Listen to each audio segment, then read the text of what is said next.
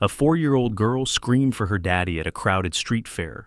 3 drunk men had a woman trapped, laughing at her fear while the crowd stood frozen with their phones out. What happened in the next 47 seconds would be captured from a dozen angles and viewed by millions. But it was what happened 3 days later that shocked the entire nation.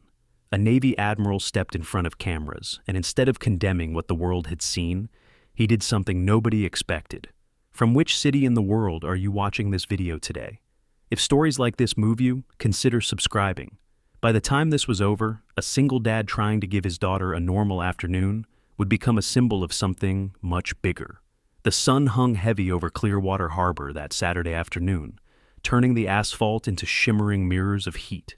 The street fair stretched across 6 downtown blocks, a sprawling carnival of color and noise that drew families from every corner of the county. Food trucks lined the curbs, their generators humming beneath the smell of fried dough and grilled meat. A cover band played somewhere in the distance, their version of an old country song drifting between the brick buildings that flanked the naval base entrance 3 blocks east. Riker Cade stood in line at a taco truck called the Salty Anchor, watching his daughter from the corner of his eye. She was 4 years old, all wild curls and endless energy, crouched on the hot pavement with a piece of blue chalk in her small fist. Her name was Bryn, and she hummed while she drew, the same 3 notes over and over, a melody she had invented that morning and refused to abandon. The balloon tied to her wrist bobbed in the breeze, a silver dolphin that caught the light every time it turned. He counted the people between himself and the counter. 7, maybe 8 minutes. He shifted his weight and glanced back at Bryn.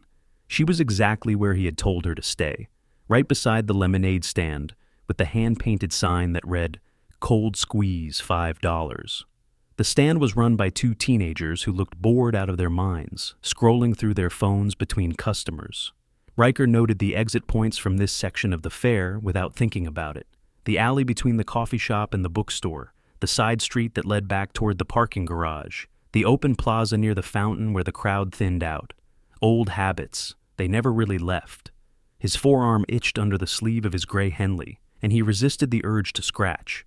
The tattoo there was old, the ink slightly faded, but still clear enough if someone looked closely. Most people did not look closely. Most people saw a tired dad in faded jeans and scuffed boots. Someone unremarkable.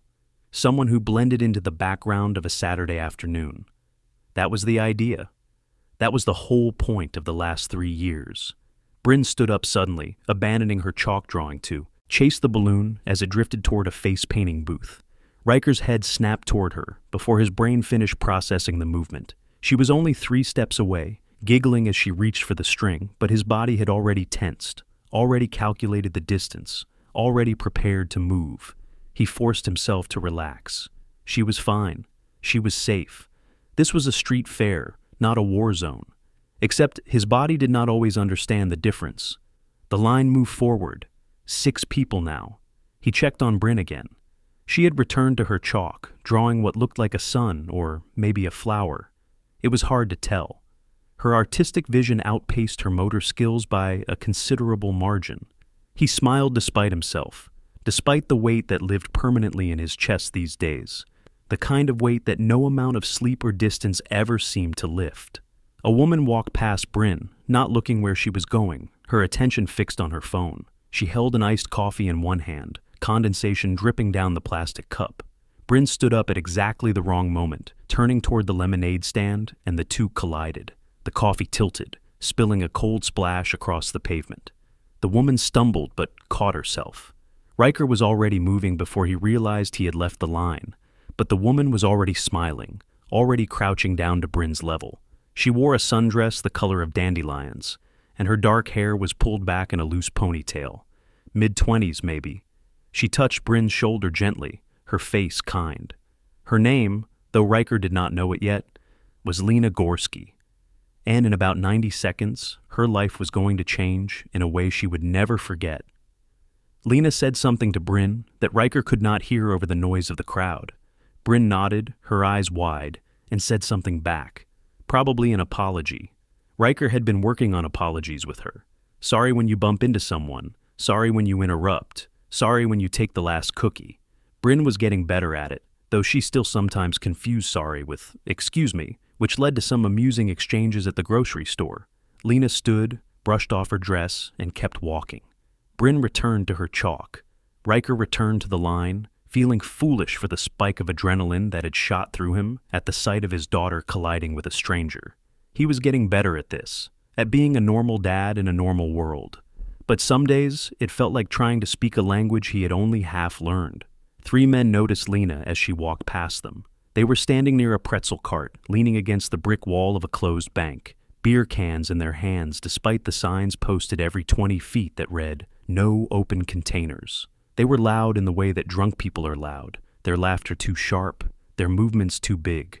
Early 20s, maybe mid-20s, buzzed haircuts, tank tops that showed off gym-built arms, the kind of men who took up more space than they needed and dared anyone to say something about it. Riker noticed them because noticing was what he did. He noticed everything, the way the one in the middle swayed slightly when he laughed, the way the one on the left kept glancing at a group of women near the ice cream stand, the way the one on the right, the tallest of the 3, tracked Lena with his eyes as she walked away. The tall one said something, his friends laughed, and then all 3 of them pushed off the wall and followed her. Riker's hand tightened around the receipt in his pocket. Lena did not notice them at first. She was texting someone, her thumbs moving across her phone screen, her iced coffee forgotten in her other hand. The fare was crowded enough that 3 men walking in the same direction did not stand out. But Riker saw the way they moved, the way they spread out slightly, the way the tall one lengthened his stride to close the distance. The tall one called out to her. Riker could not hear the words, but he saw Lena's shoulders stiffen. She did not turn around. She kept walking, her pace just a little faster now. The 3 men laughed again, louder this time, and the tall one called out again. This time, Riker heard it. "Yo, sweetheart, where are you going?" Lena kept walking. She was near the churro stand now, the one with the red and white awning and the long line of customers. She tried to slip past the line, to lose herself in the crowd, but the 3 men were faster. They cut her off, one on each side, the tall one directly in front of her. The crowd parted around them like water around a stone. People noticed. Of course they noticed. But noticing and acting were 2 different things, and most people had learned a long time ago that acting meant risk, meant confrontation, meant possibly becoming part of the problem instead of just a witness to it. Riker was 4 people away from the counter now. The man in front of him was ordering 6 tacos and asking detailed questions about the salsa options. Riker stopped listening. His attention was across the street, locked on the churro stand, on the 3 men and the woman in the yellow dress who was now very clearly trying to leave and very clearly being prevented from doing so. The tall one said something that made his friends laugh. Lena shook her head, tried to step around him. He stepped with her, blocking her path. She said something back, her voice sharp enough that Riker could hear the tone, if not the words. The tall one grinned and reached for her wrist. She pulled back. He held on.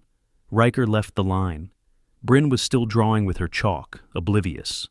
The teenagers at the lemonade stand were still scrolling through their phones. The cover band was still playing. The fare continued around him, a river of normalcy that had not yet realized something was breaking. He walked with purpose, but not speed.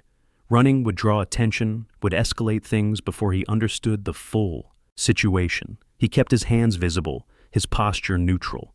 Just a guy walking across the street, just a dad checking on something. Nothing to see here, except his heart rate had not changed, his breathing had not changed, and the part of his brain that had been trained to assess threats and calculate responses had come fully online for the first time in 3 years. Lena was saying something now, her voice louder. "Leave me alone." The words carried across the noise of the fare. A few people stopped to watch. A couple pulled out their phones, but not to call for help, to record, to capture whatever was about to happen so they could post it later, so they could say they were there. The tall one's friends had moved closer now, forming a loose triangle around Lena. She was trapped, not physically yet, not in a way that would leave bruises, but trapped in the way that mattered, trapped in the knowledge that she could not leave without going through them, trapped in the sudden understanding that the rules she thought applied to public spaces did not always apply when men decided they did not want them to. One of the friends, the one with the sleeve tattoos and the backwards baseball cap, said something that made Lena's face go pale. He pulled out his phone and started recording her, laughing as he did. The tall one still had her wrist. She tried to twist away. He held tighter. Riker was 10 feet away now, close enough to hear everything, close enough to see the fear in Lena's eyes, the way her free hand had curled into a fist at her side, the way she was trying to decide if screaming would help or just make things worse. And then Bryn screamed, not a scream of fear, a scream of recognition, a scream that cut through every other sound at the fair like a knife through silk. Daddy. They are hurting her. Riker did not turn toward his daughter's voice. He did not need to. He knew exactly where she was, exactly what she was seeing. She had looked up from her chalk drawing and seen a woman in trouble. She had done what 4-year-olds do. She had called for her dad. Every phone in the immediate area turned toward the sound of a child screaming, and then they turned toward where the child was pointing, toward the churro stand, toward the 3 men and the woman in yellow, toward Riker, who was now standing directly behind the tall one, close enough to touch him. Riker's voice was quiet, almost conversational. Let her go. The tall one turned. He was bigger than Riker by at least 3 inches and probably 30 pounds. His face was flushed from alcohol and sun, his eyes slightly unfocused. He looked at Riker the way people look at minor inconveniences, with irritation, with dismissal. Mind your business, dude. Riker did not blink, did not raise his voice. I am asking once. The friend with the phone lowered it slightly, sensing something in the air that his drunk brain could not quite name. The third friend, the one with the shaved head and the tribal tattoo on, his neck stepped forward, his chest puffed out in that universal signal of impending violence. Or what? The crowd had formed a circle now without realizing it. The music seemed farther away. Conversations stopped. People held their breath without knowing why. Riker's stance shifted. Nothing dramatic. Nothing that would show up clearly on the phone cameras that were now recording from a dozen angles. But anyone who had ever been trained to fight, really fight, would have recognized it instantly. Feet shoulder-width apart, weight balanced on the balls of his feet, hands loose at his sides, ready to move in any direction, shoulders relaxed, eyes focused but not locked, taking in all 3 men at once, cataloging their positions, their balance, their likely first moves. The tall one shoved Riker's chest, not hard enough to knock him back, hard enough to make a point, hard enough to establish dominance in front of his friends and the cameras. Riker did not move, did not even sway. He absorbed the impact and let it dissipate through his frame like water running off stone. Go play with your kid, hero. The friend with the phone was recording again, grinning. This was content. This was something to post. Drunk guy versus random dad. 10,000 views easy. Maybe more if someone got knocked out. Riker looked at the tall one, really looked at him. And in that moment, something changed in the air. The tall one saw something in Riker's eyes that made his grin falter. Something cold, something certain, something that had seen worse things than a street fair confrontation and walked away. You are going to let her go. Riker's voice was barely above a whisper now. Or, I am going to make you. The cover band finished their song. In the sudden silence between music, Riker's words carried farther than they should have. People heard. People leaned in. The tall one cracked his knuckles, grinned again, but this time it was forced. This time it was performance. All right, tough guy. Let us see what you got. Lena pulled her wrist free and stumbled backward. The friend with the shaved head caught her, pushed her back toward the center. She was crying now, silent tears running down her face. No one in the crowd moved to help her. They just watched. They just recorded. Bryn was standing now, her chalk forgotten, her balloon drifting above her head. She was watching her father with wide eyes, not understanding what was happening, but knowing somehow that whatever came next was important, that whatever her daddy did in the next few seconds would be something she remembered forever. Riker exhaled slowly, a long breath that centered him, that brought everything into focus. And then he spoke one more time, so quietly that only the 3 men in front of him could hear. Last chance. The tall one swung first. It was a wide right hook, telegraphed by the way his shoulder dropped half a second before his fist moved. Riker saw it coming, the way most people see a traffic light change, with time to spare, with room to choose his response. He stepped to the left, just enough, just barely, and the tall one's fist passed through empty air. The momentum carried him forward, off balance, and Riker's hand shot out and grabbed the back of his head. Not hard. Just enough to guide. Just enough to redirect. The tall one's face met the metal side of the churro cart with a sound that made people in the crowd wince. Not a crunch, not a crack. Just a solid thud that spoke of impact and consequences. The tall one dropped to his knees, his hands going to his face, blood already streaming from his nose. 12 seconds had passed since the first punch was thrown. The friend with the shaved head lunged from the side, faster than Riker expected, his arms reaching for a tackle. Riker felt the movement more than saw it, turned into it instead of away, and caught the man's extended arm at the wrist. He twisted, not violently, just with precision, and the man's elbow bent backward in a way elbows were not meant to bend. The man screamed, a high, sharp sound, and dropped to his knees beside his friend. 28 seconds. The third friend, the one with the phone, dropped the pretense. His face shifted from amusement to rage, and he charged straight ahead. No technique, no training. Just anger and alcohol, and the stupid bravery of someone who had never really been hurt before. Riker stepped aside and let the man's momentum do most of the work. He caught the man's collar as he passed, used his own weight against him, and brought him down to the pavement face first. Riker's knee came down on the man's back, his hand twisting the man's arm up and back, holding him there. Not enough to break anything. Just enough to make moving impossible. Just enough to make the point. 47 seconds. The crowd was silent. Not the kind of silence that comes from shock. The kind that comes from witnessing something that does not fit into neat categories. Something that was violence, but also protection. Something that was brutal, but also controlled. Something that raised more questions than it answered. Lena was standing free now, her hands over her mouth, her whole body shaking. The tall one was still on his knees, blood dripping onto the pavement. The one with the shaved head was cradling his arm. The one with the phone was pinned under Riker's knee, whimpering. Sirens wailed in the distance. Someone had called the police. Multiple someones, probably. Riker stood slowly, his hands raised, his posture open, non-threatening. Just a man stepping back from a situation that was over. The third man rolled onto his side, gasping. An older man pushed through the crowd. Late 50s, early 60s, weathered face, military bearing that 20 years of retirement had not erased. He wore a USS Nimitz ball cap and a t-shirt that read Semper Fi across the chest. His name was Gunnery Sergeant Oakes, retired Marines, and he had been standing near the churro stand when everything started. He had seen the whole thing, and unlike everyone else in the crowd, he knew exactly what he had just witnessed. He turned to his wife, a small woman with kind eyes and silver hair, and whispered something that the cameras would not pick up, but that would spread through veteran communities online within hours. That is not bar fight training, Linda. That is SEAL level. 2 police cruisers pulled up, lights flashing. Officers exited with their hands on their holsters, their voices sharp with authority. Hands where we can see them. Now. Riker complied immediately. He stood perfectly still, his hands at shoulder height, his face calm.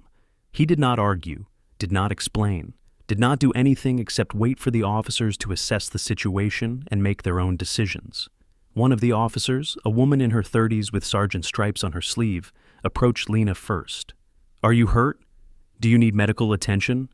Lena shook her head, her voice barely working. "They would not let me leave. They grabbed me." He stopped them. She pointed at Riker.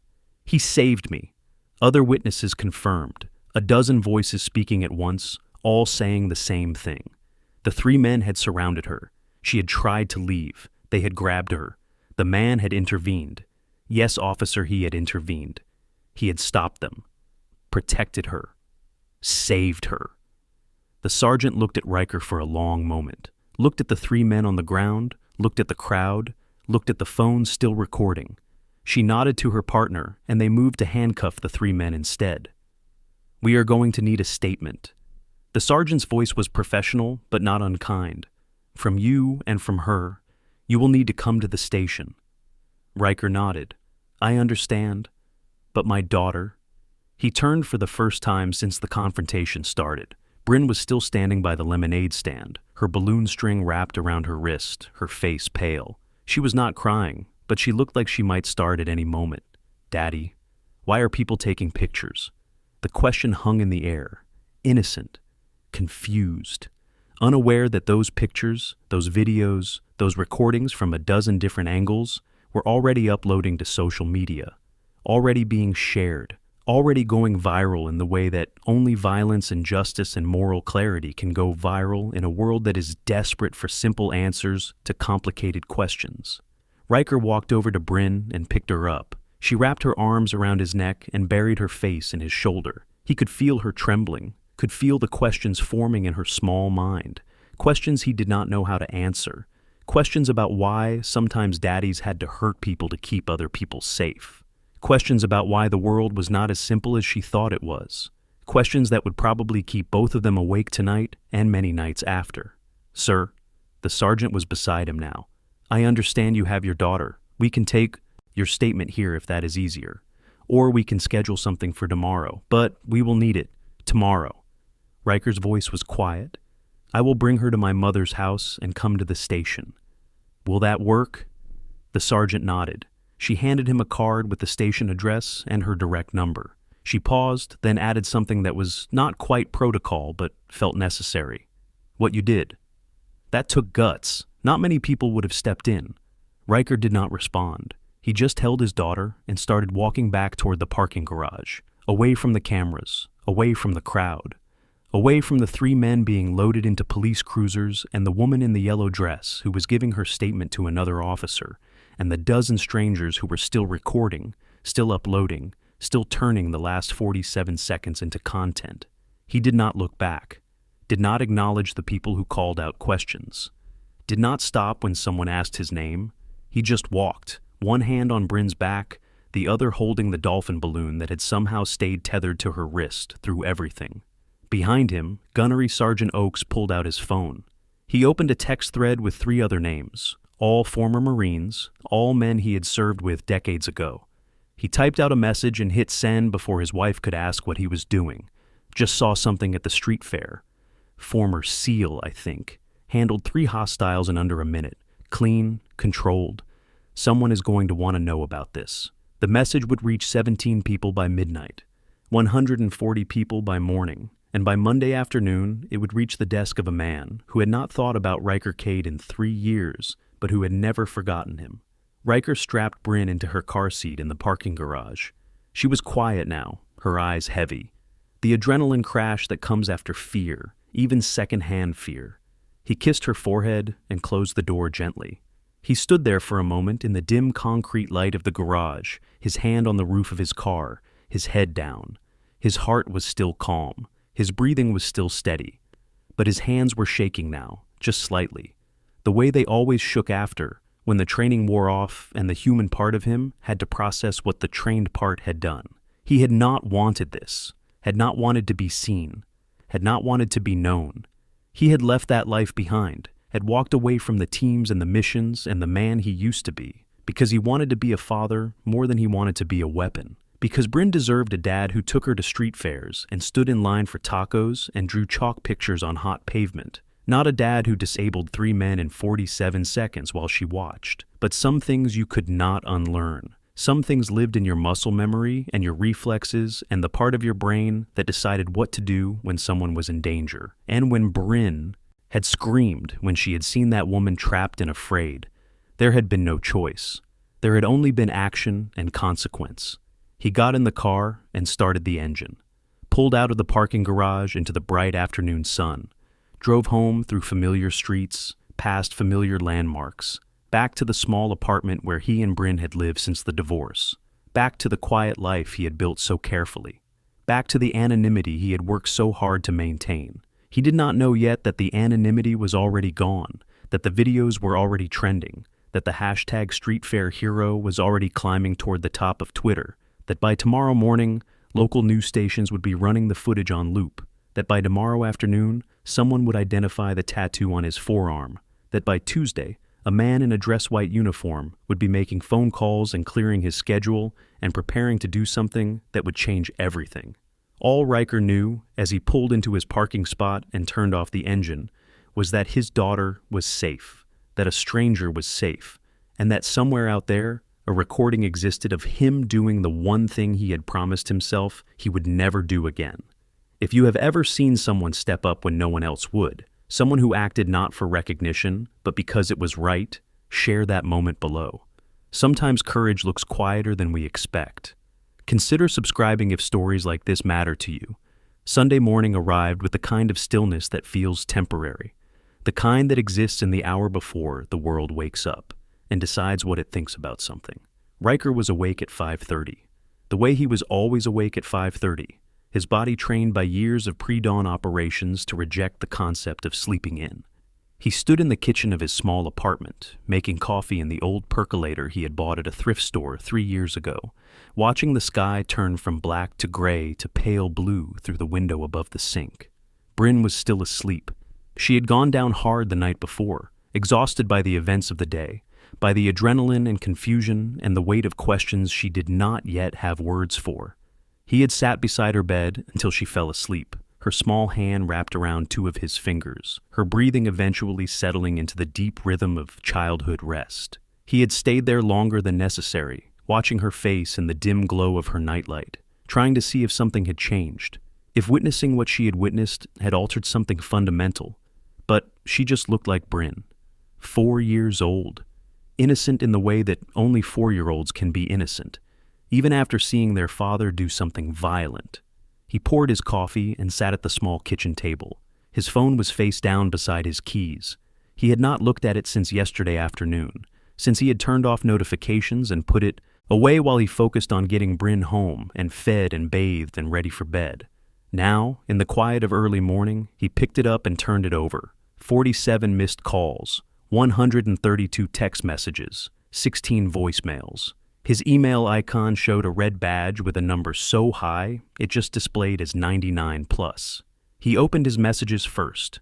Most were from numbers he did not recognize. A few were from people he used to know, old teammates, former colleagues, people he had not spoken to in years. The messages all said variations of the same thing. Saw the video. That was you. Are you okay? Call me. What happened? Holy hell, man. He scrolled past them, found one from his mother. Saw something on the news this morning. Is that you? Call me, please. I am worried. Another from his ex-wife, Shale. We need to talk. Now. Another from his lawyer. Do not talk to anyone until you talk to me. He set the phone down and drank his coffee. It was bitter and too hot, but he drank it anyway. Outside his window, the neighborhood was still quiet. A dog barked somewhere in the distance. A car drove past, its engine rattling. Normal sounds, normal morning. Except nothing felt normal anymore. He opened Twitter. He rarely used it, had only downloaded it because his mother kept sending him links to videos she found funny and wanted him to see. The app loaded slowly. When it finally opened, the trending page appeared. Number 3 on the list, right below something about a celebrity divorce and above something about a new movie trailer, was a hashtag, Street Fair Hero. He clicked it. The screen filled with videos, dozens of them, maybe hundreds, all from different angles, some close up, some far away, some shaky and poorly framed, others clear and perfectly centered, all showing the same 47 seconds. Him approaching the 3 men, the confrontation, the fight, the ending. The top video had been posted at 6:43 Saturday evening, less than 2 hours after the incident. It had 3.2 million views. The caption read, "Mystery Man stops 3 attackers at Clearwater Harbor Street Fair." Who is this guy? He watched the video with the sound off, watched himself move through the confrontation with a kind of detached precision that looked choreographed but was not. Watched the tall man's face hit the churro cart. Watched the second man go down. Watched the third man get pinned. It was strange seeing himself from the outside.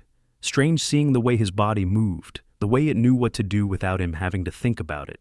The comment section was a flood, thousands of them, people debating what they had seen, people praising, people criticizing, people speculating.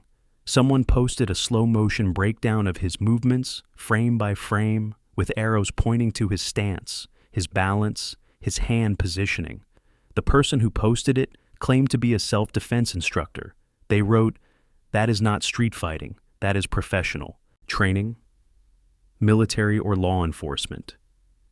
I would bet money on it. Someone else had zoomed in on his forearm. The tattoo was visible for maybe 2 seconds in one of the videos, just a glimpse as his sleeve rode up when he grabbed the second man. The image had been enhanced, clarified, isolated. Someone posted it with the caption, "That is a seal trident. I recognize it. I have one just like it." The replies argued, some agreed, some said it could be anything, some said the resolution was too poor to tell, but the idea had been planted, and once an idea like that gets planted on the internet, it grows fast. Riker closed the app and set his phone down again. He finished his coffee, stood and walked to Bryn's room. She was still asleep, her curls spread across her pillow, her dolphin balloon tied to the post of her bed, floating gently in the air from the ceiling fan. He stood in the doorway and watched her breathe. He had known this was possible, had known that using those skills, even once, even for the right reasons, carried the risk of exposure. But he had not thought it would happen so fast, had not thought the videos would spread so far, had not thought people would care enough to look closely, to analyze, to speculate, to figure out who he was. His phone buzzed, a new message. He walked back to the kitchen and picked it up. The message was from a number he did not recognize. It was short. "Chief, you good? Saw the video? Reach out if you need anything. Oaks." Riker stared at the message. He did not know anyone named Oaks. At least, he did not think he did. But the person knew him, knew his rank, knew enough to reach out. He did not reply. Instead, he opened his contacts and scrolled to a name he had not called in 3 years. A name he had told himself he would never need to call again. The phone rang 4 times before a voice answered, gruff, tired, annoyed at being woken up on a Sunday morning. This better be important. "It is me." Riker kept his voice low so he would not wake Bryn. There was a pause on the other end, then a sharp exhale, a shift in tone from annoyed to alert. "Riker, what is wrong? There is a video. From yesterday. I need advice. I saw it. The whole team saw it. Half the community saw it. You need to come in. We need to talk about this. I am bringing my daughter to my mother's in an hour, then I can come. Do not talk to anyone else first. Not press. Not police beyond the basic statement. Not anyone. Understood. Understood." The line went dead. Riker set the phone down and went to take a shower. The hot water felt good against his shoulders, against the tension that had settled there overnight. He stood under the spray longer than necessary, letting the heat work into his muscles, trying to prepare himself for whatever was coming. By 7:15 he had Bryn awake and dressed and eating cereal at the kitchen table. She was quiet, more subdued than usual. She kept looking at him with questions in her eyes, but not asking them.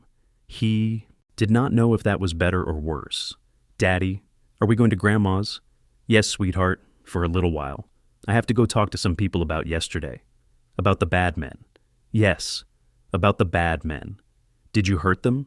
He sat down across from her, met her eyes. "I stopped them from hurting that lady. Sometimes stopping someone means you have to be strong, but I did not hurt them more than I had to. Do you understand?" She nodded slowly, her spoon halfway to her mouth. "You were protecting her." "Yes, I was protecting her. Like how you protect me." "Yes, like how I protect you." She went back to her cereal. Riker watched her eat, watched the way she processed information, the way her small brain tried to fit what she had seen into the framework of what she understood about the world. He hoped he had given her the right answer, hoped she would not have nightmares, hoped this would not be the moment she looked back on years from now, as the moment she learned her father was something other than what she thought. They arrived at his mother's house at 8. She lived in a small ranch-style home 20 minutes outside the city, with a garden in the back and a porch swing that Bryn loved. His mother opened the door before they reached it. She was a small woman, barely 5 feet tall, with silver hair and sharp eyes that missed nothing. She looked at Riker with an expression that was equal parts worry and relief. I saw it. She did not hug him, just looked at him, searched his face for something. "Are you all right?" "I am fine." That did not look fine. It was controlled. It was necessary. She looked past him to Bryn, who was already running toward the porch swing. Her expression softened. "Does she understand?" "I do not know." "I hope not. You need to be careful, Riker. This is not going to go away quietly." "I know." He stayed for 15 minutes, long enough to make sure Bryn was settled, long enough to promise his mother he would call later, long enough to see Bryn smile when his mother brought out a plate of cookies that were definitely not part of a balanced breakfast, but were exactly what a 4-year-old needed after yesterday. The drive to the police station took 12 minutes. The building was a low brick structure on the edge of downtown, with a parking lot that was mostly empty on a Sunday morning. He parked near the back and walked in through the front entrance. The officer at the desk recognized him immediately, saw his face, and glanced at a note on her computer screen. "Mr. Cade, Sergeant Halloran is expecting you. Third door on the right." He walked down the hallway. The station smelled like old coffee and floor cleaner. Fluorescent lights buzzed overhead. Somewhere deeper in the building, someone was talking loudly on a phone. Sergeant Halloran was the same officer from yesterday. She was sitting at a desk in a small interview room, a laptop open in front of her, a notepad beside it. She stood when he entered and shook his hand. "Thank you for coming. In. This should not take long. Just need to get your full account of what happened." He sat across from her and told the story, kept it factual, kept emotion out of it, described what he saw, what he did, why he did it. She took notes, asked clarifying questions, nodded occasionally. When he finished, she closed her notebook. The 3 men are being charged with assault, harassment, and public intoxication. The woman you helped, Lena Gorski, gave a statement that corroborates everything you just said. Multiple witnesses confirm. You are not being charged with anything. Legally, you are clear. Good. But I need to tell you something off the record. She leaned forward slightly. The video is everywhere, and I mean everywhere. Local news picked it up this morning. National news will probably pick it up by tonight. People are trying to figure out who you are, and once they do, your life is going to change. I know. Do you? Because this is not just about you anymore. This is about what people want you to be. A hero, a vigilante, a symbol. And once people decide what you are, it is very hard to be anything else. He did not respond. There was nothing to say. She was right. He knew she was right. She handed him a business card. "If you need anything, or if this gets out of hand, call me. I mean that." He took the card and left. Drove to a diner across town where he was supposed to meet his contact. The place was called Marge's, a 50-year-old institution with cracked vinyl booths and a jukebox that still played actual records. It was nearly empty this early on a Sunday. He sat in a booth near the back and ordered coffee. 10 minutes later, a man walked in. Late 40s, fit but not military fit, dressed in jeans and a button-down shirt. He had the look of someone who had spent years in uniform but had learned how to blend into civilian life. His name was Garrett Imani, and he had been Riker's contact at Naval Special Warfare Command for the last 8 years. He slid into the booth across from Riker without preamble. "You look like hell. I feel like hell." "Good. You should." Garrett ordered coffee from the waitress, who appeared with a pot. Once she left, he leaned back and studied Riker. "Do you have any idea how many calls I got last night?" "I can imagine. 17, from people in the community. People who recognized your face or your technique or that tattoo you keep forgetting to cover. And that is just the beginning. By tomorrow, someone is going to put your name out there. By Tuesday, reporters are going to be knocking on your door. What do? You do nothing. You stay quiet. You do not give interviews. You do not explain yourself. You let this blow over. And if it does not blow over, then you deal with it, but carefully." Garrett drank his coffee, grimaced. "This is terrible." He set the cup down. "Look, what you did was right. Nobody is arguing that, but it was also incredibly stupid from an operational security standpoint. You know that. I know that. So, why did you do it?" Riker looked out the window at the parking lot, at the normal Sunday morning unfolding outside, "Because my daughter was watching, and because no one else was going to." Garrett was quiet for a moment, then he nodded. "Fair enough. But now you need to be smart. The Navy is going to get asked about this. They are going to have to make a statement, and depending on what they say, this either goes away or it gets a lot worse. What will they say?" "I do not know. That is above my pay grade. But I can tell you this. There are people in the brass who remember you, who remember what you did, and some of them are going to want to use this. Use it how? As a recruitment tool, as a PR win, as proof that our guys are the best even after they leave. You become a symbol whether you want to or not." Riker felt something cold settle in his chest. I do not want to be a symbol. Too late. Garrett finished his coffee and stood. Stay low. Stay quiet. And if anyone from the Navy reaches out, do not blow them off. Understood. Understood. Garrett left. Riker sat alone in the booth for another 20 minutes, staring at his cold coffee, trying to figure out how his life had gone from anonymous to viral in less than 24 hours. By the time he picked up Bryn from his mother's house, it was early afternoon. His mother pulled him aside before they left. There are reporters calling. Somehow they got my number. I did not answer, but they left messages. They want to talk to you. What did the messages say? That they want your side of the story, that they want to understand who you are, that they want to make sure the truth gets told. She paused. I do not trust them, Riker. Neither do I. He drove home with Bryn asleep in the back seat. When he pulled into his apartment complex, he noticed a white van parked across the street. A woman with a camera was standing beside it, talking on her phone. When she saw his car, she started walking toward him. He kept driving, circled the block, came back 10 minutes later. The van was gone. Inside the apartment, he made dinner, grilled cheese and tomato soup, Bryn's favorite. They ate together at the small kitchen table. She told him about playing with Grandma's cat, about the cookies, about the flowers she picked from the garden. Normal 4-year-old conversation. He held onto it like a lifeline. After dinner, after bath time, after stories and tucking in and goodnight kisses, he sat on the couch in the dark living room and opened his laptop. The videos had multiplied. There were compilation videos now, analysis videos, reaction videos. A YouTuber with 2 million subscribers had posted a 12-minute breakdown titled "SEAL Dad Destroys 3 Attackers with Military Precision." It had 400,000 views in 6 hours. He closed the laptop, stared at the ceiling, tried to figure out how to make this stop. His phone buzzed, a new email. The subject line read, "Interview request from Channel 7 News." He deleted it without reading.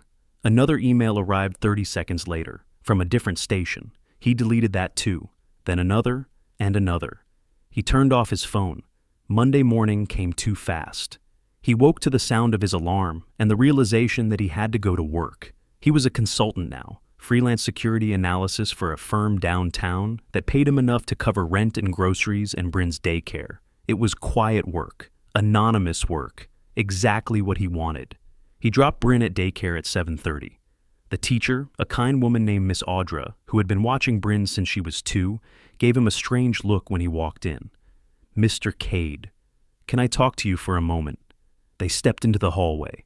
Miss Audra folded her arms, her face concerned. "Some of the other parents have been talking about a video.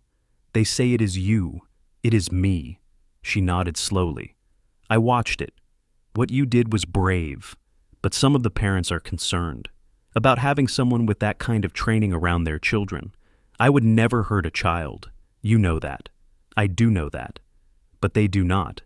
And I have been asked to let you know that there might be some discomfort moving forward." He felt anger rise in his chest, but pushed it down. "Are you asking me to find a different daycare?" "No, I am just letting you know what is being said, so you can be prepared." He thanked her and left. Drove to his office building downtown, took the elevator to the 3rd floor, walked into the small suite where his firm operated. His boss, a former Army Ranger named Marcus Vold, was waiting at his desk. "We need to talk." They went into Marcus's office. Marcus closed the door and sat on the edge of his desk. "I saw the video. The whole company saw the video. And now I am getting calls from clients asking if you work here, asking if they should be concerned. Concerned about what? About liability, about publicity, about being associated with someone who is suddenly famous for beating up 3 guys at a street fair. I protected someone. That is what I did. I know that, and I support that. But this is business, Riker, and right now you are a risk. I need you to take a week off, paid. Let this die down. Then we reassess." Riker stared at him. "You are benching me. I am protecting the company and protecting you. Trust me, this is the right call." He left the office, drove home, sat in his car in the parking lot, and tried to process the fact that his entire life was unraveling because he had done the right thing. His phone rang. Unknown number? He answered without thinking. "Is this Riker Cade? Who is this?" "My name is Lena Gorski. I am the woman you helped on Saturday." He closed his eyes. Miss Gorski. Are you all right? I am okay. Shaken up, but okay. I wanted to call and thank you. I have been trying to find your number since Saturday. The police would not give it to me, but I have a friend who works there, and she helped. I hope that is okay. It is fine. What you did. Her voice cracked, slightly. No one else moved. Everyone just watched. And you did not even know me. You did not have to do anything, but you did, and I am alive because of it. You do not need to thank me. Yes, I do. And I want to do something. I want to tell people what really happened. I want to make sure they know you are a good person, that you saved me. Miss Gorski, I appreciate that, but I do not think that will help. Please, let me try. I owe you that much. She hung up before he could argue. He sat in his car and felt the weight of everything pressing down. The videos, the reporters, the daycare parents, his boss, his ex-wife who still had not called back, but whose silence was somehow worse than yelling. All of it spiraling out from 47 seconds of action. That night, Lena Gorski posted a video. She filmed it in her apartment, sitting on her couch, no makeup, her eyes still red from crying. She spoke directly to the camera. Her voice was shaky, but determined. I do not know if the man who saved me will ever see this, but I need to say it anyway. On Saturday afternoon, I was surrounded by 3 men who would not let me leave. I was scared. I thought something terrible was going to happen, and everyone around me just stood there. They recorded it. They watched. But they did not help, except one person, a man I had never met, a man who had a little girl with him. He stepped in. He stopped them. He made sure I was safe, and then he left before I could even say thank you. If you see this, if you are out there, I want you to know that you gave me my life back. You showed me what courage looks like, and I will never forget that. To everyone else who is watching these videos and judging, remember this. He did not ask for attention. He did not want to be famous. He just did what was right, and we need more people like that in this world. The video was posted at 8:47 Monday evening. By Tuesday morning, it had 1.8 million views. Riker woke to his phone vibrating nonstop. Messages, emails, calls, all of them referencing Lena's video. All of them wanting to know if he had seen it, if he had a response, if he would talk. He turned his phone off again, made breakfast for Bryn, tried to pretend everything was normal. But when he turned on the television while she ate her cereal, the local morning news was showing Lena's video, showing his face from the street fair footage, showing analysts discussing what it all meant. The anchor, a polished woman in a blue blazer, spoke directly to the camera. The identity of the so-called street fair hero remains unknown, but sources tell us he may have military training, possibly special forces. The Navy has declined to comment at this time, but we are told a statement may be coming soon. He turned off the television. Bryn looked up from her cereal. That was you on TV, Daddy. Yes, it was. Are you famous now? I hope not, sweetheart. But when he dropped her at daycare that morning, there were 2 reporters waiting in the parking lot. They approached him with cameras and microphones. He said nothing, walked past them, ignored their questions. But he saw Miss Audra watching from the window, saw the way she frowned. By Tuesday afternoon, his name was out. Someone had cross-referenced the Seal Trident tattoo with public records. Someone had found his address. Someone had posted it online. And by Tuesday evening, there were 3 news vans parked outside his apartment complex. He did not go home. He picked up Bryn, drove to his mother's house, and asked if they could stay there for a few days. She did not ask questions, just made up the guest room and heated up leftovers for dinner. That night, after Bryn was asleep, Riker sat on his mother's back porch and stared at the stars. His phone buzzed, a text from a number he did not recognize. Chief Cade. This is Lieutenant Hera from Naval Base Clearwater. Rear Admiral Falk would like to speak with you. Please call at your earliest convenience. He stared at the message. Read it 3 times. Rear Admiral Emmett Falk. He knew that name, had served under that name, had not spoken to that man in 3 years, not since he had submitted his retirement papers and walked away from the only life he had known. He called the number. A woman answered. Brisk, professional. Lieutenant Hara. This is Riker Cade. I got a message. Yes, Chief. Hold, please. There was a click, a pause, then a voice he had not heard in years. Deep, commanding. The kind of voice that made you stand straighter even over the phone. Riker, it has been too long. Admiral, I saw the video. Hell, everyone saw the video. You caused quite a stir. That was not my intention, sir. I know it was not. But intention does not change outcome, and right now, the outcome is that you are all over the news, and the Navy is being asked questions. Questions I intend to answer. Sir, I would prefer if the Navy stayed out of this. Too late for that, Chief. This is happening whether you like it or not. The only question is whether you want to control the narrative or let someone else control it for you. What are you suggesting? I am suggesting you let me help. I am holding a press conference tomorrow morning. I am going to tell people who you are, what you did, why it matters, and I am going to make sure they understand that you are one of the finest men I ever had the privilege of commanding. Riker was silent, processing. You do not have to be there. In fact, I would prefer if you were not. But I need your permission to speak on your behalf, and I need you to trust me. Why would you do this? Because you deserve better than what is happening to you right now, and because the world needs to know that men like you exist, that you did not stop being a protector when you took off the uniform. Riker closed his eyes, felt the weight of the decision. All right, sir. Do what you think is right. I will. And Riker. One more thing. I am coming to see you. After the press conference, there is something I need to say to your face. The call ended. Riker sat in the dark, listening to crickets, trying to imagine what tomorrow would bring. Inside the house, his mother watched him through the window. She had heard enough of the conversation to understand. She said a quiet prayer that whatever was coming would be kind to her son. Across town, in a secure office at Naval Base Clearwater, Rear Admiral Emmett Falk sat at his desk, reviewing notes for the press conference. He had spent 2 hours on the phone with Public Affairs, 2 more hours drafting his statement. He had ignored the suggestions to keep it neutral, to distance the Navy from civilian actions, to protect institutional reputation. He was going to do the opposite. He was going to claim Riker Cade as one of their own, and he was going to make damn sure the world knew what kind of man he was. Lieutenant Hara knocked and entered. Sir, the press conference is set for 1000 hours. Full media presence expected. Good. Make sure someone records it. I want this on the record. She nodded and left.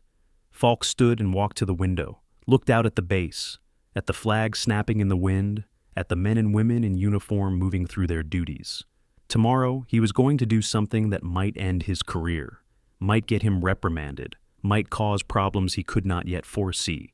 But he was going to do it anyway, because some things mattered more than careers.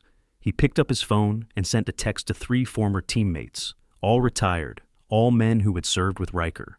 The message was simple. Watch the news tomorrow, 10 a.m. You will want to see this. If you know someone whose quiet strength changed everything, someone who acted without asking for anything in return, share their story. Sometimes the most important moments happen when no one is looking. If this resonates, consider subscribing for more. Tuesday morning arrived with a tension that felt different from the previous days. It was not the slow dread of waiting for something to happen. It was the sharp awareness that something was happening right now, in real time, and there was no way to stop it. Riker woke early, the way he always did, but this time he did not get out of bed immediately. He lay there in the guest room of his mother's house, staring at the ceiling, listening to the sounds of the neighborhood waking up. A lawnmower somewhere, a dog barking, a car starting, all the ordinary sounds of an ordinary Tuesday. Except nothing about today was ordinary. His phone showed 6:43 a.m. The press conference was scheduled for 10.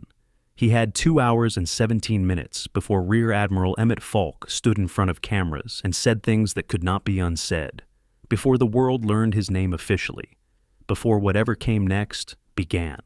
He got up, showered, dressed in jeans and a plain black shirt, walked into the kitchen where his mother was already making coffee. She looked at him with the kind of concern that only mothers can have, the kind that sees through every wall you build. You did not sleep. Not much. Are you going to watch it? I do not know yet. She poured him coffee without asking if he wanted it, set the cup in front of him, sat down across the small table. Her hands were folded, her expression serious. Whatever he says today, it will not change who you are. You know that, right? I know. Do you? Because I have watched you these past few days and I see you shrinking, trying to make yourself smaller, trying to disappear. But you cannot disappear from this, Riker. You can only decide how you walk through it. He drank his coffee and said nothing because there was nothing to say. She was right. She was always right. Bryn appeared in the doorway, her hair a wild mess of curls, her pajamas twisted from sleep. She walked straight to Riker and climbed into his lap without a word. He held her, feeling the weight of her small body, the warmth, the absolute trust. She smelled like the lavender soap his mother used, and like sleep, and like everything innocent in the world. "Daddy, are we staying here again today?" "Yes, sweetheart. Just for a little while longer. I like it here. Grandma has better cookies." His mother smiled despite everything. "I heard that young lady," Bryn giggled. Riker closed his eyes and breathed. At 9:30, his phone rang. Marcus from work. He almost did not answer, but something made him pick up. Turn on the news. Channel 7. Right now? Why? Just do it. He walked into the living room, where his mother kept a small television on a stand near the window. Turned it on. Found Channel 7. The anchor was in mid-sentence, her face serious, her tone measured. "We are less than 30 minutes away from what is being called a highly unusual press conference at Naval Base Clearwater. Rear Admiral Emmett Falk has called a media briefing to address the viral video that has captivated the nation for the past 3 days. Sources tell us the Admiral plans to identify the man known only as the street fair hero and provide context about his background. We will bring you that press conference live when it begins at 10 a.m. The screen cut to footage from Saturday. The same 47 seconds everyone had seen 100 times. Riker watched himself move through the confrontation, watched it with Bryn still in his arms. She looked up at the screen and then at him. "That is you, Daddy." "Yes, baby, that is me. You were very brave. I was just doing what needed to be done. That is what brave means." He carried her back to the kitchen. His mother had been watching from the doorway. Her eyes were wet, but she was not crying. She just nodded at him, a small gesture that meant, "I am proud of you, and I am worried about you, and I love you all at once." At 9:50, his phone buzzed with a text from Garrett. "Watching. Whatever happens, you stay quiet. Let the Admiral do the talking. Do not respond to press. Do not post anything. Just let this play. Out." Riker replied with a simple thumbs up. At 9:57, he sat down on the couch with his mother on one side and Bryn on the other. The television showed the press room at Naval Base Clearwater, rows of chairs filled with reporters, cameras on tripods, microphones clustered on a podium at the front. The atmosphere felt formal, weighted, like something important was about to be said.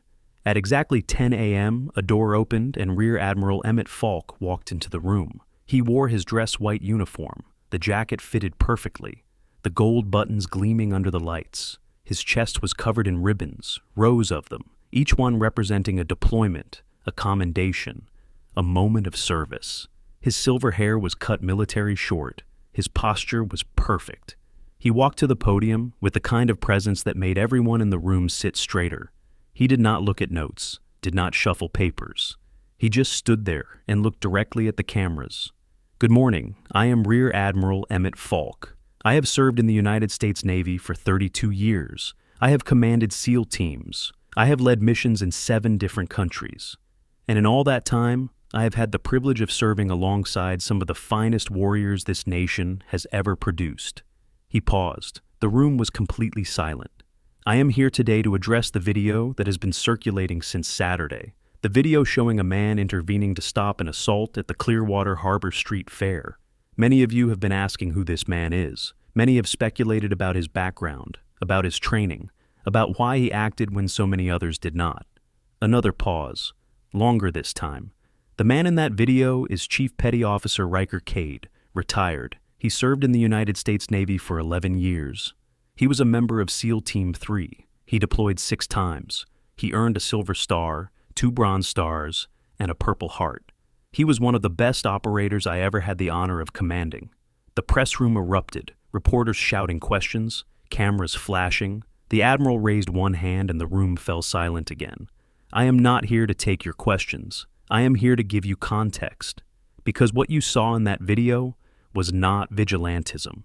It was not recklessness. It was a man doing exactly what he was trained to do, protecting those who cannot protect themselves." He leaned forward slightly, his hands gripping the edges of the podium. Chief Cade used the exact amount of force required, not 1 ounce more. He neutralized 3 threats. He ensured the safety of a civilian, and he did so with the discipline and restraint that we instill in every SEAL who goes through our training. That kind of control does not happen by accident. It happens because of years of preparation, years of learning not just how to fight, but when to fight, and more importantly, when to stop. A reporter in the front row raised her hand, but the Admiral continued as if he had not seen it. I know there are people who will say he should not have gotten involved, that he should have called the police and waited, that it was not his place to intervene. To those people I say this: when you see someone in danger, when you have the ability to stop harm from happening, you have a choice. You can act or you can watch. Chief Cade chose to act, and because of that choice, Lena Gorski went home safely on Saturday night instead of becoming another statistic, another victim, another person we failed to protect. He straightened. His expression hardened. But I did not call this press conference just to defend his actions. I called it to make something very clear. Riker Cade is not a vigilante. He is not a man who seeks violence. He is a father, a single father who was at that street fair trying to give his 4-year-old daughter a normal afternoon, who was standing in line for tacos like every other parent there. And when his daughter screamed because she saw someone in trouble, he did what any good father would do. He responded. He protected. He made sure that little girl did not have to watch someone get hurt when her daddy could have stopped it. The room was completely still now, every person listening, every camera recording. I have watched that video dozens of times, and you know what I see? I see a man who did not want to fight. You can see it in his posture, in the way he tries to de-escalate first, in the way he gives those men every opportunity to walk away. But when they refused, when they chose violence, he met them with precision and control. That is not the mark of someone dangerous. That is the mark of someone trained to be a guardian. Admiral Falk stepped back from the podium, looked directly into the camera. Chief Petty Officer Riker Cade. If you are watching this, I want you to know something. I am proud of you, not just for what you did on Saturday, but for the man you have become since you left the teams. You chose to be a father. You chose to build a quiet life. You chose peace. But when peace was threatened, you did not hesitate. And that takes a different kind of courage than anything we do in combat. He paused one more time, then he said the words that would be replayed on every news station for the next week. It was an honor serving with you then. And it is an honor knowing you now. The Admiral stepped back from the podium and walked out of the room without taking questions. The press erupted again, but he was already gone. The broadcast cut back to the news anchor, who looked slightly stunned.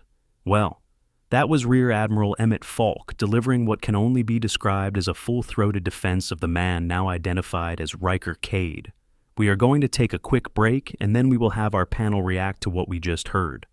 Riker's mother turned off the television. The room was silent except for the sound of Bryn coloring at the coffee table. She was humming again, that same 3-note melody, completely unaware of what had just happened. His mother looked at him. Her eyes were full now, tears running down her cheeks. He stood up for you. Yes, he did. Do you understand what that means? He thought he did, but he was not sure yet, not completely. His phone started buzzing, calls, texts, emails flooding in faster than before. He turned it off completely this time. Whatever came next could wait.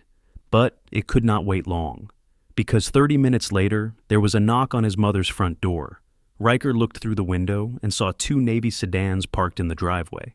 And standing on the porch, still in his dress whites, was Rear Admiral Emmett Falk. Riker opened the door. Falk stood there, his hands behind his back, his expression serious but not unkind. Behind him were Lieutenant Hera and 2 other junior officers, and behind them, at the curb, was a news van with a single camera crew that had been given permission to film. Admiral. Riker did not know what else to say.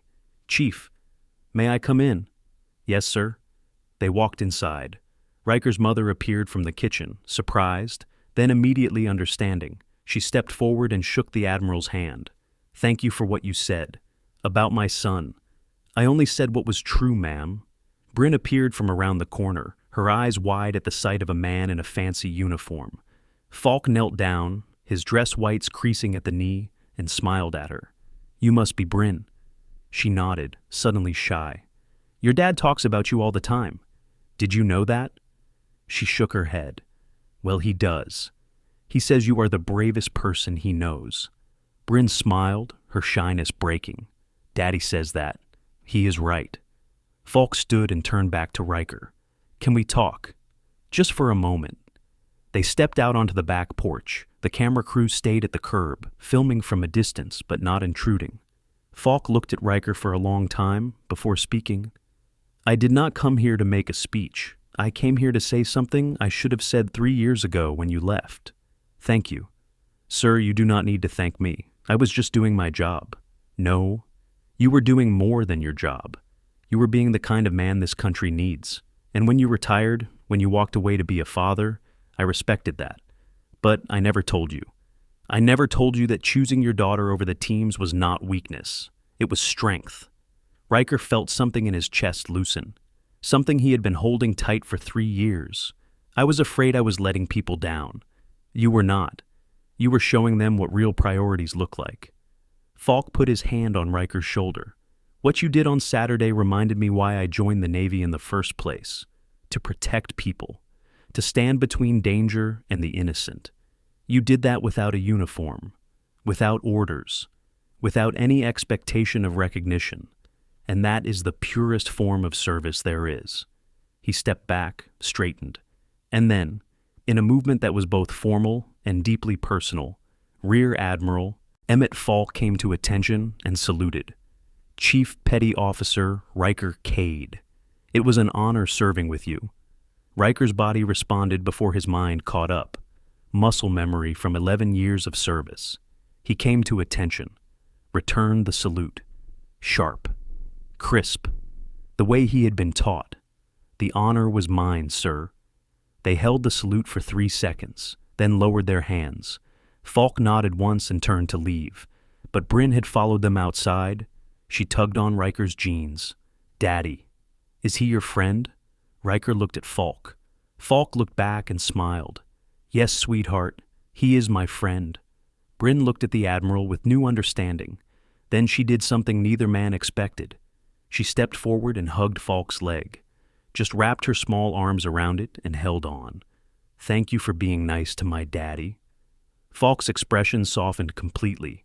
He reached down and gently touched the top of her head. Your daddy is a good man, the best kind. And you are very lucky to have him, I know. Falk left after that, walked back to his car where Lieutenant Hara was waiting. The camera crew had captured everything, the salute, the conversation, the moment with Bryn. By noon, it would be online. By evening, it would have 10 million views. But Riker did not watch it. He stayed at his mother's house for the rest of the day. Played with Bryn in the backyard, helped his mother make dinner, sat on the porch as the sun went down and tried to process everything that had happened. His phone, still off, sat on the kitchen counter. When he finally turned it back on at 8 p.m., there were over 200 messages, but one stood out. It was from Marcus. Come back to work, whenever you are ready. We would be proud to have you. Another from Miss Audra at the daycare. I owe you an apology. Anne Bryn is welcome here as long as you need us. Another from his ex-wife Shale.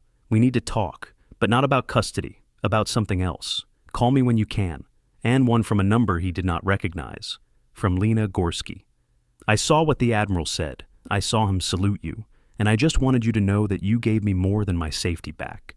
You gave me hope. Thank you for existing. He read them all, did not reply to most of them. But he saved Lena's message. Over the next week, things began to settle. The news cycle moved on to other stories. The videos stopped trending.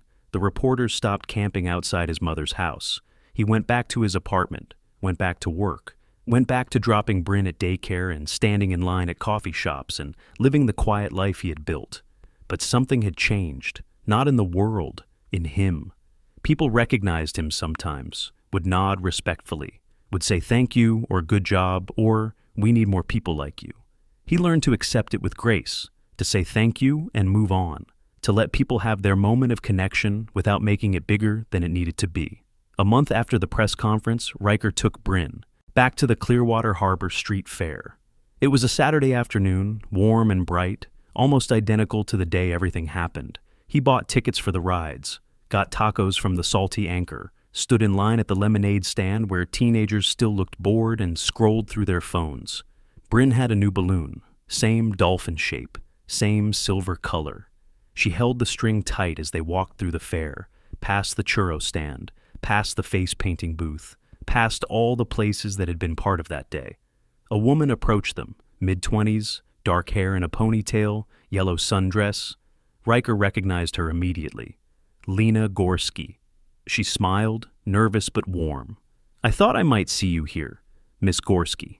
How are you?" "Better. A lot better. I have been going to therapy, taking self-defense classes, trying to feel safe again. And I am getting there." She looked at Bryn. "Is this your daughter?" "This is Bryn." "Bryn, this is Miss Lena. She is the person I helped that day." Bryn looked up at Lena with serious eyes. "Were you scared?" Lena knelt down. "I was very scared. But your daddy made sure I was okay. He was very brave." Bryn nodded solemnly. "My daddy is always brave." Lena stood, wiped at her eyes. "I am volunteering now, with a group that helps women learn to protect themselves. We have a booth here today. Stand strong. If you have time, maybe you could stop by. We will. And Mr. Cade. One more thing." She reached into her purse and pulled out something small, a bracelet made of colored thread. "I made this, for you, or for Bryn. Whoever wants it, it is just. I wanted to give you something, to say thank you in a way that lasts." Bryn's eyes lit up. "Can I have it, Daddy?" "Of course." Lena tied it around Bryn's wrist. The colors were bright, blue and yellow and green. Bryn held up her arm to admire it. "Thank you, Miss Lena." "You are welcome, sweetheart." Lena walked away, disappeared into the crowd. Riker watched her go and felt something settle in his chest, something that had been restless for weeks, maybe longer. A sense that what he had done mattered, not because an admiral said so or because millions of people saw it, but because Lena was here, walking through a street fair, volunteering, living her life instead of being a memory. They walked to the Stand Strong booth, met the other volunteers. Women of all ages who had survived things they should not have had to survive, and who were now helping others. They thanked him quietly. No big speeches, just simple acknowledgement. One of them handed Bryn a sticker shaped like a sunflower. "You have a good dad, I know." They stayed at the fair until the sun started to set, rode the carousel 3 times, ate too much fried food, won a stuffed animal from a ring toss game that was definitely rigged, but Bryn did not care. As they walked back toward the parking garage, Bryn stopped suddenly, pointed at the ground. There, on the pavement in faded blue chalk, the words were still barely visible. "Thank you, Guardian." Someone had written it weeks ago, and the rain and the sun and the foot traffic had not completely erased it. "Daddy, what does that say?" "It says, 'Thank you, Guardian.'" "What is a guardian?" He knelt down beside her, looked at the words, at his daughter, at the street fair continuing around them. A guardian is someone who protects people, someone who keeps them safe when they cannot keep themselves safe. Like you, like anyone who chooses to help when they can. She thought about this, then nodded. "I want to be a guardian when I grow up. You already are, sweetheart, every time you are kind, every time you help someone, every time you speak up when something is wrong. That is what being a guardian means." She hugged him. He picked her up and carried her toward the car, her dolphin balloon trailing above them, catching the last light of the day. That night, after Bryn was asleep, Riker sat on his small balcony and looked at the city lights. His phone buzzed, a message from Admiral Falk, just checking in. "How are you holding up?" He thought about the question, thought about the past month, thought about everything that had changed and everything that had stayed the same. "I am good, sir. Really good." The reply came quickly. "I am glad to hear it. Remember what I said. You are exactly the kind of man we need more of in this world. Do not let anyone tell you different." Riker set his phone down, breathed in the night air, felt the weight that had been pressing on him for 3 years finally lift completely. He had been so afraid of being seen, so afraid that being known meant being exposed, being vulnerable, being judged for the things he had done and the things he had failed to do. But what he learned in those 47 seconds and in the month that followed was something different. Being seen meant being known, and being known meant being understood, and being understood meant He did not have to carry everything alone anymore. Inside the apartment, Bryn's nightlight glowed softly. The dolphin balloon was tied to her bedpost, swaying gently in the air from the ceiling fan. On her wrist, the bracelet from Lena. On her wall, a drawing she had made that afternoon. A stick figure man and a stick figure girl, and the words, "My Daddy." The Guardian written in her wobbly 4-year-old handwriting. He walked inside, looked at the drawing, felt something in his chest that he had not felt in a long time. Not pride exactly, not accomplishment, something simpler. Something that felt like coming home after a long deployment, like finding solid ground after being at sea. Peace. The next morning, he woke to Bryn climbing into his bed. She snuggled against him, still half asleep, her curls tickling his chin. "Daddy, can we go to the fair again next week? We can go wherever you want, sweetheart. I want to go back there. I like it there. It makes me happy. Me too, baby, me too." She fell back asleep. He held her and watched the sun come up through the window, watched the world wake up, watched another day begin. And for the first time in 3 years, he was not afraid of what it would bring, because he understood now. He was not hiding anymore. He was not running. He was not trying to be someone he was not. He was just Riker Cade, father, former SEAL, guardian, human, flawed and trying and doing his best, and that was enough. The street fair would return next month, the churro stand and the lemonade stand and the cover band playing old country songs, the families and the food trucks and the carnival games. All of it would continue. The chalk words on the pavement would fade completely. The videos would get buried under new content. The news cycle would move on. But Lena Gorski would still be alive, still volunteering, still helping others find their strength, and Bryn would still have a bracelet made of colored thread. And somewhere in the archives of the Navy, there would be footage of an admiral saluting a man who chose to protect instead of ignore, who chose to act instead of watch, who chose to be a father and a guardian and a symbol of something good in a world that desperately needed good things. And on quiet Saturday afternoons, when Riker stood in line at taco trucks and watched his daughter draw with chalk and breathe in the ordinary beauty of ordinary days, he would remember that 47 seconds of action could change everything. That being seen was not the same as being exposed. That courage was not always loud. That sometimes the most important thing you could do was simply be present when someone needed you. The dolphin balloon floated above Bryn's bed. The bracelet stayed on her wrist, the drawing stayed on the wall, and life continued forward, one day at a time, one moment at a time, one choice at a time. Not perfect, not without struggle, not without questions and doubts and hard days, but moving forward nonetheless, towards something better, towards something that looked like healing, towards something that felt like home. And in the end, that was all any guardian could ask for: to protect what mattered, to stand when others could not, to make sure that when the people they loved looked back on their childhood, on their lives, on the moments that shaped them, they would remember feeling safe, feeling loved, feeling like the world, despite all its dangers, was a place worth believing in, because someone chose to believe in them first. If someone you know has ever shown up when it mattered most, not for recognition, but simply because it was the right thing to do, take a moment to honor that. Real courage often looks like ordinary people making extraordinary choices. If this story reminded you of what matters, we would be honored if you subscribed and shared it with someone who needs to hear it today.